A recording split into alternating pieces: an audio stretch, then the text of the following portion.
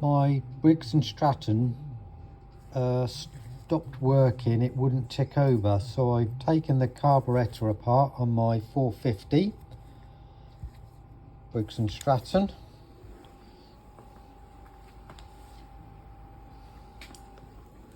and what I found was if you take this off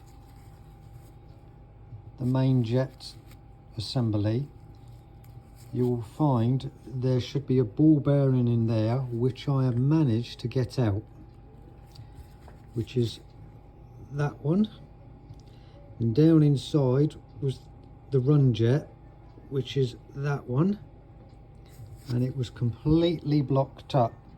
I don't think the camera's going to zoom in on that. Yep, you can just see a hole, so it wouldn't run in, and I managed to put it in some solution to clean it, and I managed to push this thin wire through, which I got off my wire brush.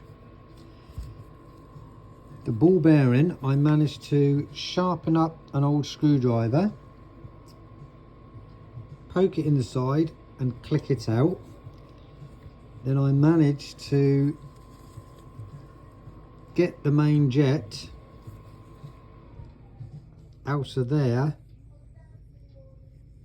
by the same method. This went down and I just pulled it up, tapped the side, and luckily it fell out.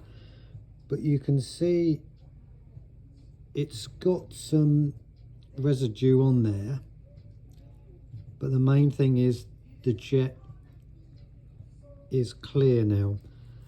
So I've ordered a new carburettor, but I needed it today and the carb's not going to be here for a couple of days. Plus I just wanted to see what's going on. Just managed to put the main jet, and now you can see there is a little hole down there. Picking up the bearing,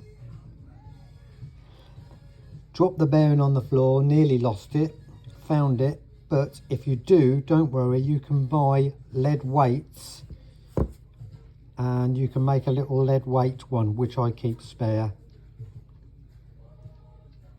So I shall just push that in now, and that should be it. The bearing won't fall out because once it's in the casing, it's going to hold it in place as well.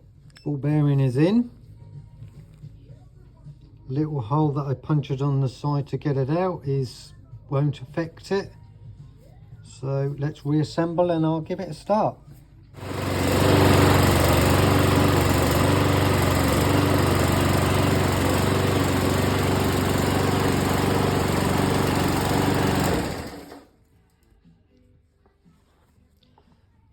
Well, that seems to be running better.